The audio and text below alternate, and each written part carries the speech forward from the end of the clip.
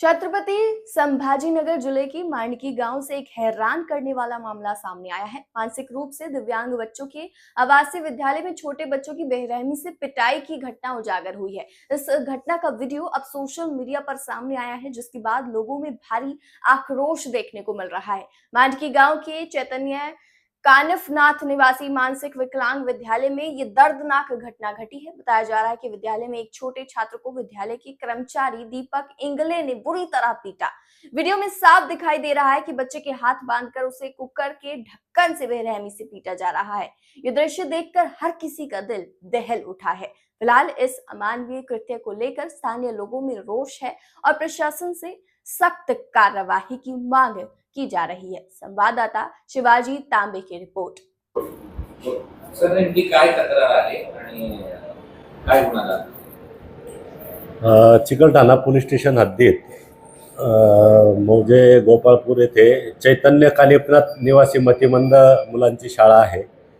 तिथे गोपाळपूर मांडकी शिवारामध्ये आहे। सदर ठिकाणी 6 ते 18 वयोगटातले दिव्यांग व्यक्ती मुलं हे राहत असतात। 2018 मध्ये आणि जुलै 2025 मध्ये दिव्यांग मुलांना तेथील केअरटेकर जे काळजीवाहक असतात त्यांनी मारहाण केल्याचा व्हिडिओ व्हायरल झालेला होता।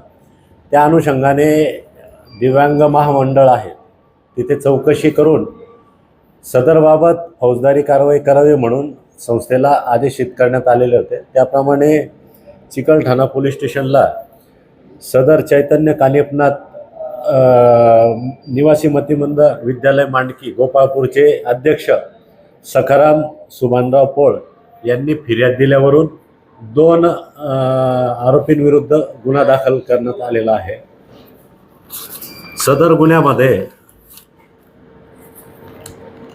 अपंग व्यक्तीचे अधिकार अधिनियम 2016 अन्वये गुन्हा नोंद करण्यात आलेला आहे। सदर बाबत तपास पोलीस उपनिरीक्षक दीपक पारदे हे करत आहेत आणि आरोपी यांचा शोध घेऊन पुढील कायदेशीर कारवाई करण्याचं काम चालू आहे।